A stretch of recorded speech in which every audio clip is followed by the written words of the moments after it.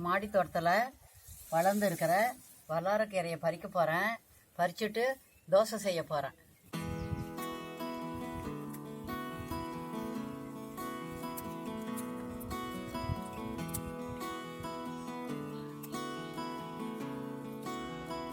இது எங்கள் மாடி தோட்டத்தில் விளைஞ்ச வல்லாரக்கீரை. இந்த கீரையை வச்சு வல்லாரக்கீரை தோசை பண்ண போகிறேன். இதுக்கு தேவையானது இந்த கீரையும் தோசை மாவும் தான். வாங்க பார்க்கலாம்.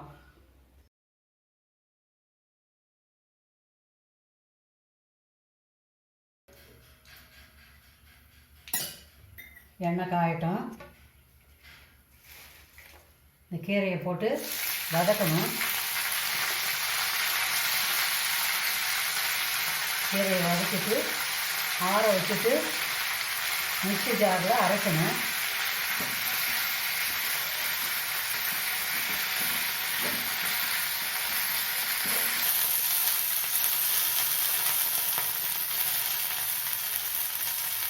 வதங்கிடுச்சு.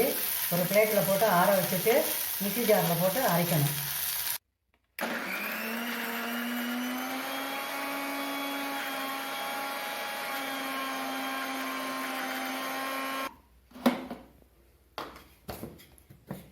மஞ்சள் எடுத்து மாவில் கலந்துக்கலாம். வல்லாரக்கீரையை அரைச்சி மாவில் கலந்துட்டேன். இப்போ தோசை ஊற்ற போகிறேன்.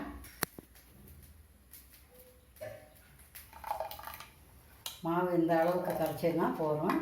இப்போ தோசை ஊற்ற போகிறேன்.